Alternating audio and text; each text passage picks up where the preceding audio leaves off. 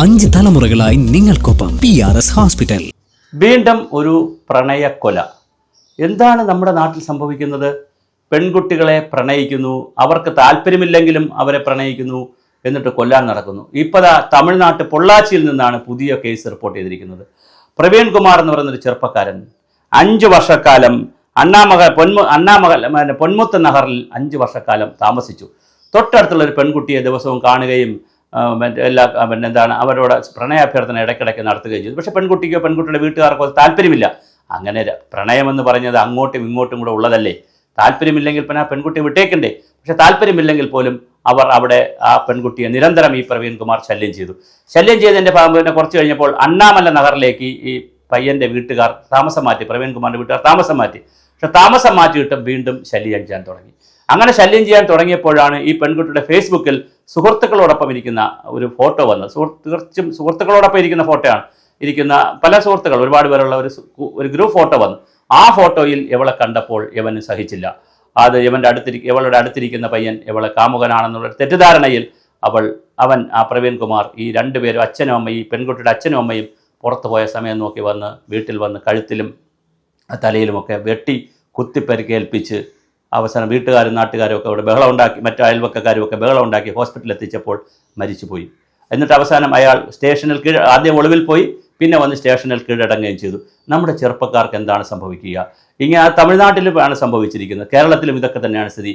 പ്രണയാഭ്യർത്ഥന നടത്തുക. നമ്മൾ ഒരാളോട് പ്രണയാഭ്യർത്ഥന നടത്തിയാൽ നമ്മളോട് താല്പര്യമില്ല എന്ന് പറഞ്ഞാൽ നമ്മൾ വിട്ടേക്കുക. നമ്മളോട് പിന്നെ എങ്ങനെയാണത് താല്പര്യം ഉണ്ടാക്കിയെടുക്കുക? ചിലപ്പോൾ വേണമെങ്കിൽ പോസിറ്റീവായി നമുക്ക് സംസാരിക്കാം, വീണ്ടും വീണ്ടും കാണുകയും സംസാരിക്കുകയും ആ വീട്ടുകാരോട് പറയുകയൊക്കെ ചെയ്യാം. പക്ഷെ അതിനപ്പുറം നമ്മൾ കൊല്ലാനെടുക്കാൻ അല്ലെങ്കിൽ കൊലപാതകം ചെയ്യാൻ നമുക്ക് ആരാണ് അവകാശം തന്നിരിക്കുന്നത്? ഇനിയിപ്പോൾ ഇയാൾ പോയി മരിക്കുമോ?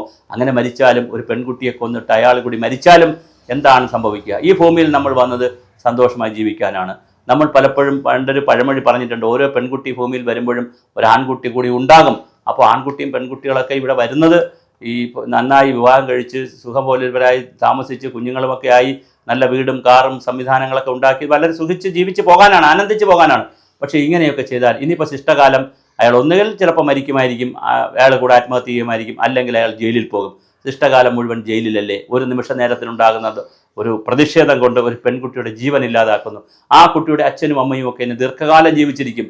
അവർക്ക് എന്തുമാത്രം ദുഃഖം കാണും. ആ കുടുംബത്തെ സമൂഹം കാണുന്നതിന് എന്തുകൊണ്ടായിരിക്കും? പെൺകുട്ടിയുടെ ഭാഗത്തൊന്നും ചിലപ്പോൾ എന്തെങ്കിലുമൊക്കെ അങ്ങോട്ട് കണ്ണോ കയ്യോ കാലോ ഒക്കെ കാണിച്ചതുകൊണ്ടായിരിക്കും പ്രണയം വന്നത്, എന്നിട്ട് ഉപേക്ഷിച്ചു എന്നുള്ള പേരുമൊക്കെ ചിലപ്പോൾ സമൂഹം പറഞ്ഞു വിരത്തും. അങ്ങനെയാണല്ലോ സമൂഹം. എന്തെങ്കിലും ഇല്ലാത്ത കാര്യങ്ങളെ പറഞ്ഞ് ഊതി വീർപ്പിക്കലാണ് നമ്മുടെ സമൂഹത്തിൻ്റെ ലക്ഷ്യം. പലപ്പോഴും അതങ്ങനെ ചെയ്യാറുണ്ട്. തീർച്ചയായിട്ടും പൊള്ളാച്ചിയിൽ നടന്ന ഈ സംഭവം നമുക്ക് വളരെ വേദന നൽകുന്നതാണ്.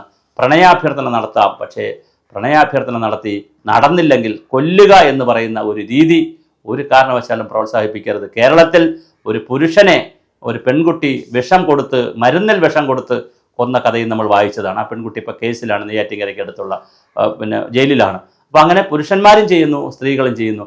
പെട്ടെന്നുണ്ടാകുന്ന ഒരു അവിവേകത്തിൻ്റെ ഭാഗമായി വളരെ പെട്ടെന്ന് പ്രണയം തോന്നുക, അത് പെട്ടെന്ന് തന്നെ അവസാനിപ്പിക്കുക. ഒരു ചാബല്യമാണ്. നിങ്ങൾ കുറച്ചുകൂടി സീരിയസ് ആയി ലൈഫിനെ കാണണം. അങ്ങനെ കാണുമ്പോഴാണ് അച്ഛനമ്മമാർ, നമ്മൾ ജനിപ്പിച്ച അമ്മയുണ്ട്, അച്ഛനുണ്ട്, കുടുംബാംഗങ്ങളുണ്ട്, ഒരു സമൂഹമുണ്ട്, ബന്ധുമിത്രാദികളുണ്ട്.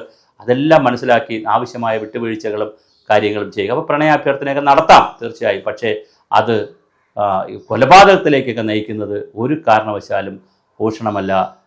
യുവജനത, പ്രത്യേകിച്ച് നമ്മുടെ പുതിയ തലമുറയിൽപ്പെട്ട കുട്ടികൾ, ന്യൂജൻ കുട്ടികൾ ഇതൊന്ന് ശ്രദ്ധിക്കുന്നത് നന്നായിരിക്കും.